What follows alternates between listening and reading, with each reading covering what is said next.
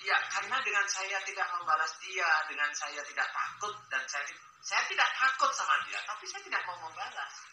Nah, ini adalah penilaian lebih dari Allah Ta'ala.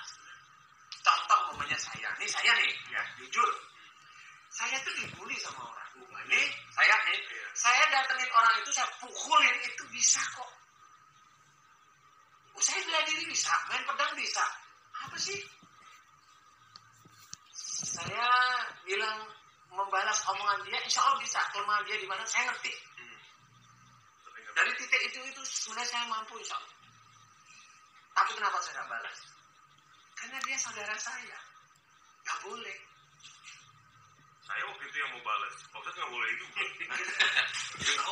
Nah, di sini adalah ada sesuatu hal yang mau saya sampaikan bahwa bukan sakit hati, bukan yang kita cari itu akhiratnya, ya. Bukan duniawinya. Kan begitu. Kalau kita balas kan duniawi.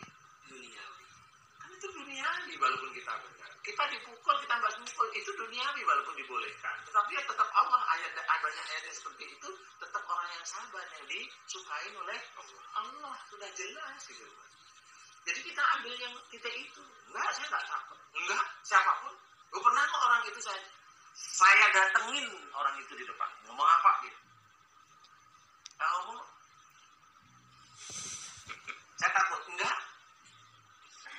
Jadi dia takut. Iya, saya lihat aja wajahnya kan gitu ya. Kelihatan nggak bisa ngomong. Nah itu kan memperlihatkan bahwa dia hanya berani di titik itu. Kalau memang dia tuh mau tabayun namanya, tabayun tuh ngomong dulu. Pesan kayak gimana? Tolong deh saya minta maaf sama siapa namanya, Mas Bobi atau Ustaz Hilman atau saya. Tolong saya minta maaf, saya sudah ini. Tuh, itu saya masih admisible. Keren. Tapi ngomong dulu. Bukan mau ketemu, udah disebuarin. Mau ketemu, udah mau ngapain ya? Orang udah disebarin. Nah, minta maaf di YouTube pun kagak. Ya berarti dia kan gak ada niatan baik. Dia tidak sadar bahwa dia itu sebenarnya merusak saudaranya sendiri. Ya orang seperti itu sombongnya minta ampun.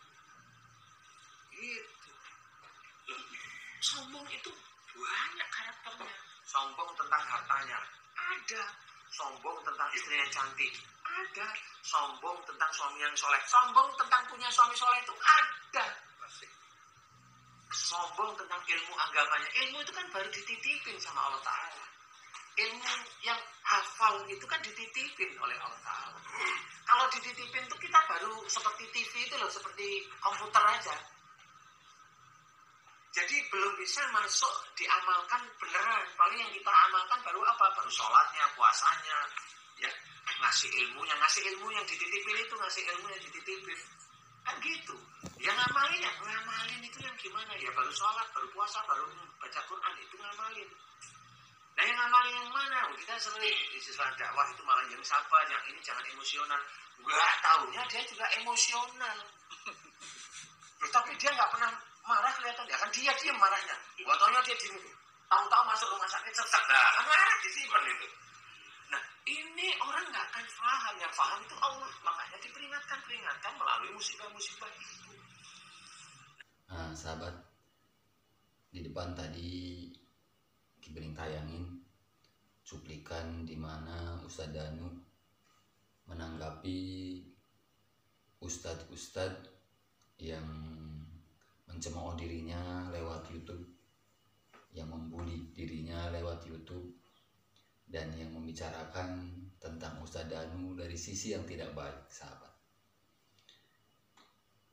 Saya 7 atau 8 bulan ke belakang mengikuti channel Ustadz Danu dan juga memantau beberapa ustadz dan kiai yang tidak suka kepada Ustadz Danu dan membicarakan bahwa Ustadz Danu adalah dukun atau Ustadz Danu dengan ilmu sihir, atau ada juga yang Ustadz Danu dengan bahasa settingan ataupun tabib palsu atau dengan ilmu-ilmu yang tidak sesuai dengan syariat Islam, sahabat. Nah, ini Ki Bening memakai baju koko ini biar kayak Ustadz Danu di cuplikan tadi di depan. Menyesuaikan saja, sahabat, ya. Biar agak ganteng sedikit. Oke. Jadi tadi tayangan di depan jawaban yang luar biasa dari Ustadz Danu untuk orang-orang yang tidak suka pada dirinya atau orang-orang yang melihat Ustadz Danu dari sisi negatifnya. Tapi yang saya lihat di channel TV maupun di channel YouTube-nya, banyak orang-orang yang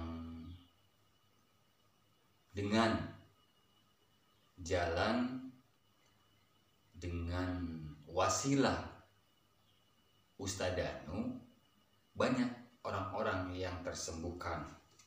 Semua pertolongan datangnya dari Allah, semua kesembuhan, kesehatan datangnya dari Allah, hanya saja lewat perantara, sahabat. Mungkin dengan kedekatannya Ustadz Danu, dengan ilmunya Ustadz Danu, atau dengan sisi batinnya Ustadz Danu yang memang sudah sampai ke level tersebut, sahabat. Jadi buat Ustadz Danu, saya acungin jempol, luar biasa jawaban atau tanggapan Ustadz Danu untuk ustadz-ustadz atau kiai-kiai yang membuli Ustadz Danu. Tapi tetap Ustadz Danu di depan tadi menyebutkan dia bisa membalasnya dengan cara memukul atau dengan cara yang lain. Tapi begitu luar biasanya Ustadz Danu menyampaikan bahwa mereka adalah saudara saya. Sesungguhnya sesama Muslim itu bersaudara. Yang notabene Ustadz Danu dibicarakan oleh kiai-kiai dan ustadz-ustadz yang tidak suka kepadanya adalah dukun. Tapi justru Ustadz Danu merasa bahwa mereka adalah saudaranya Ustadz Danu. Kenapa nggak sebaliknya?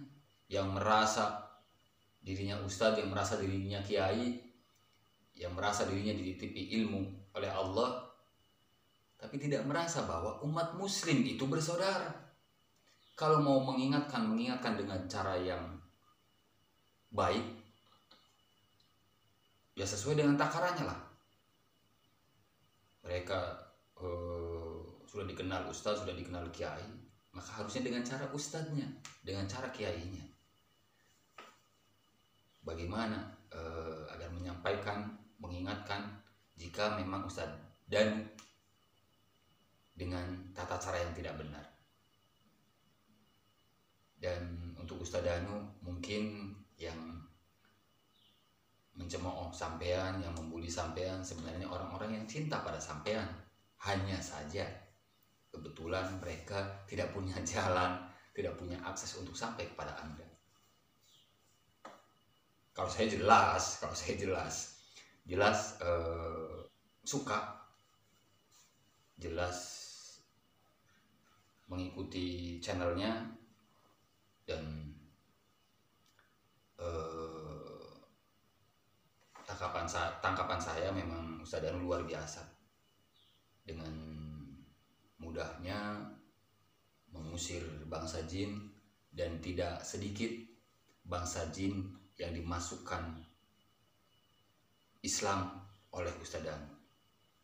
Buat kiai-kiai dan ustadz-ustadz yang mencemooh Ustadz Danu, mungkin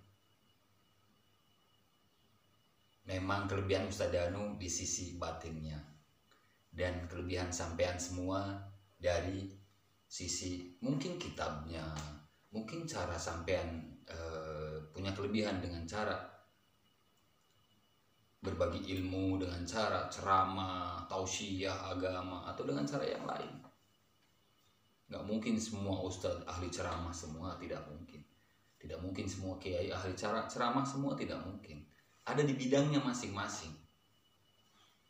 Buat sahabat Bening dimana belum berada,